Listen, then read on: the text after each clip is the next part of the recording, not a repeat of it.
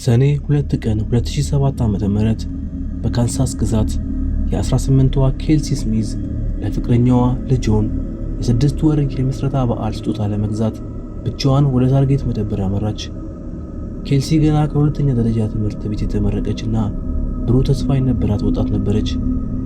በመደብሩ ውስጥ ስጦታዋን መርጣ ለእናቷ ስልክ ደውላ የትኛው የስጦታ ሳጥን እንደሚሻል ካማከረች በኋላ በሰላም ወደ መኪናዋ አመራች። ነገር ግን ኬልሲ ወደ ቤት አልተመለሰችም። ከአንድ ሰዓት በላይ በቆየ የቤተሰቦቿ ስጋት ፖሊስ ምርመራ ጀመረ።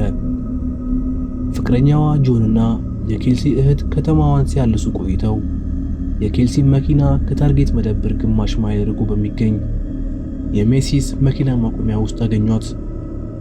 መኪናው አልተቆለፈም ነበር።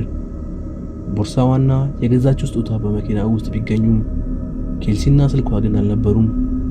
የሲሲቲቪ ምስሎችን ሲመረምሩ አንድ ነጭ ቲሸርት የለበሰ ሰው ኬልሲን በመደብሩ ውስጥ ሲከታተላት እንደነበር ታወቀ። ኬልሲ ወደ መኪናዋ ስትገባ ይህ ሰው ወደ እሷ እየሮጠ ሄዶ በመኪናው ውስጥ ሲያስገባት ካሜራው በደብዛዛው ቀርጾታል። ከጥቂት ቀናት በኋላ የ26 ዓመቱ ኤድዊን ሆል በጎረቤቱ ጥቆማ ተያዘ። የኬልሲ አስክሬንም ከ20 ማይል ርቆ በሚገኝ ጫካ ውስጥ ተገኘ።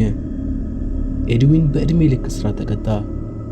ይህ ታሪክ የኬልሲ ስሚዝ ሕግ እንዲወጣ ምክንያት ሆኗል።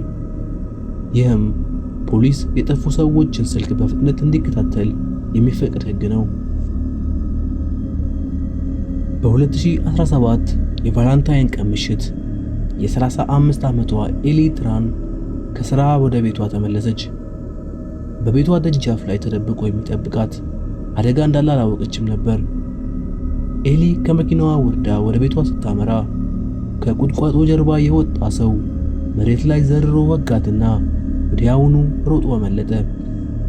ኤሊ መጀመሪያ ላይ ምንም አይነት ጉዳት ያልደረሰባት ቢመስልም አጥቂው በሲሪንጅ አማካኝነት ሲያናይድ የተባለውን ገዳይ መርዝ ወደ ሰውነቷ ረጭቶባታል።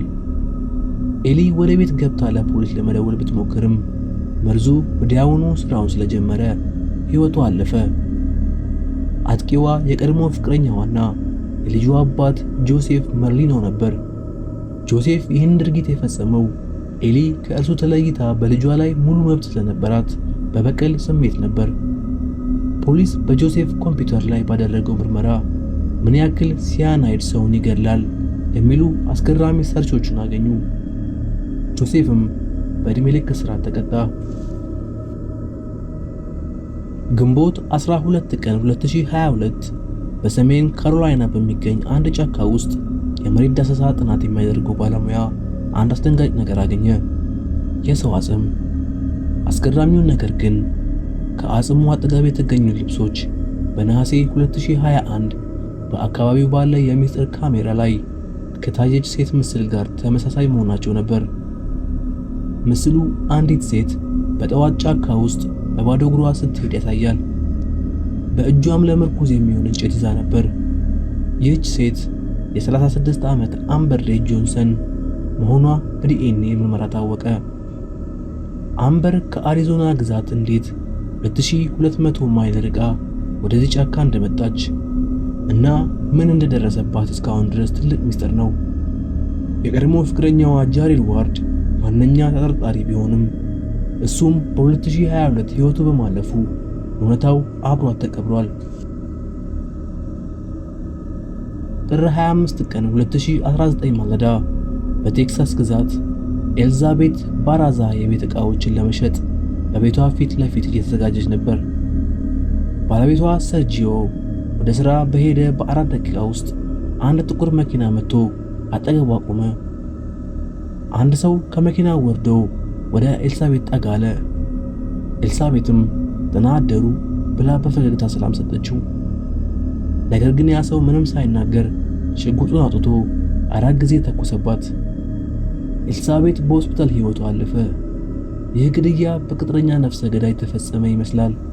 ምክንያቱም ገዳዩ ምንም የወሰደው ነገር የለም። ኤልሳቤት ለሁሉም ሰው ደግ የነበረችና ጠላት ያልነበራት ሴት በመሆኗ ግድያው እስካሁንም ድረስ ፖሊስን ግራ ጋብቶታል። ገዳዩ ማን እንደሆነና ለምን እንደገደላትም እስካሁን ድረስ አልታወቀም። በመጨረሻ የምንመለከተው ታሪክ በዓለም ታሪክ እጅግ ዘግናኝ ከሆኑ አንዱ ነው። በ1993 በሊቨርፑል እንግሊዝ የ2 ዓመቱ ጄምስ ውልገር ከእናቱ ጋር ግብይት ላይ ያለ ለጥቂት ሰከንዶች የእናቱን እጅ ለቀቀ። በዚያች ቅጽበት 2 የ10 ዓመት ታዳጊዎች ጄምስን ይዘውት ሄዱ። እነዚህ ሕፃናት ጄምስን 2.5 ማይል ርቀት ላይ ወደሚገኝ የባቡር ሐዲድ ወስደው እጅግ አሰቃቂ ስቃይ ካደረሱበት በኋላ ሕይወቱ እንዲያልፍ አደረጉ። በሲሲቲቪ ምስል ላይ ትንሹ ጄምስ በሁለቱ ታዳጊዎች እጅ ተይዞ ሲሄድ ማየት የብዙዎችን ልብ ይሰብራል። ታዳጊዎቹ በወንጀላቸው ተፈርዶባቸው ለተወሰኑ ዓመታት ከታሰሩ በኋላ በአዲስ ማንነት እንዲኖሩ ተለቀዋል። ይህ ታሪክ ሕፃናት እንኳን ሳይቀሩ ምን ያክል ጨካኝ ሊሆኑ እንደሚችሉ ለዓለም ያስመሰከረ አሳዛኝ ክስተት ነው።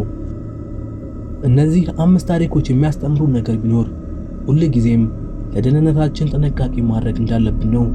ዓለማችን ውብ ብትሆንም በውስጧ ግን እንደነዚህ ያሉ ጥቁር ገጽታዎች አሏት። ለእነዚህ ታሪኮች ያላችሁን አስተያየት በኮሜንት መስጫው ላይ አስፍሩልኝ። ቪዲዮውን ከወደዳችሁት ላይክ እና ሰብስክራይብ ማድረጋችሁን እንዳትረሱ። በሚቀጥለው ቪዲዮ እንገናኛለን። ሰላም ሁኑ።